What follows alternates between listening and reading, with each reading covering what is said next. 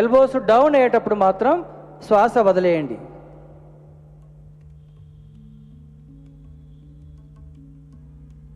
तुम्हारा एल्बोस ऊपर रहे जब श्वास लेना है, नीचे करने के समय श्वास छोड़ना है.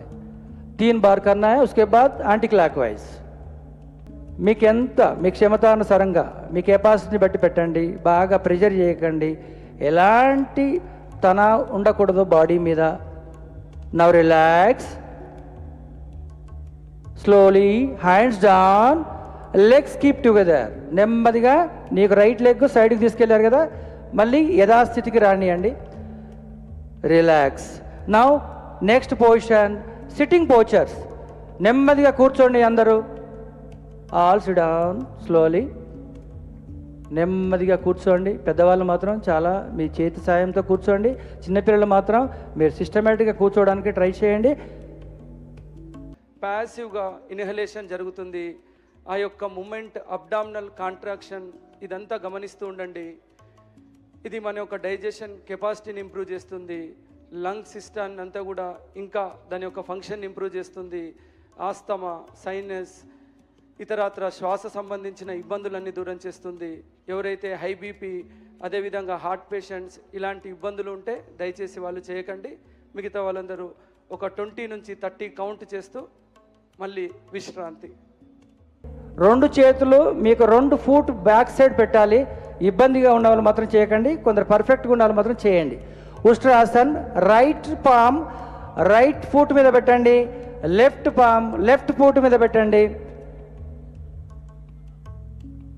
ఇబ్బందిగా ఉన్న వాళ్ళు మాత్రం కొంచెం లైట్ 2 హ్యాండ్స్ ఇలా పెట్టుకోండి. That's okay, enough. Continue same. Take a long breath from the left and breathe out from the right.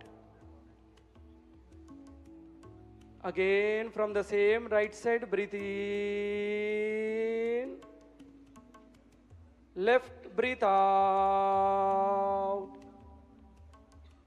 Close your eyes, repeat same.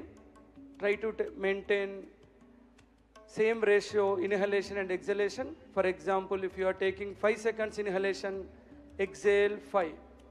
If you are regular practitioner,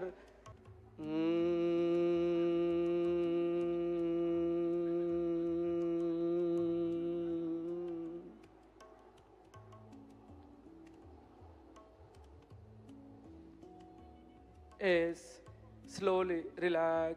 Keep your both hands on your knees.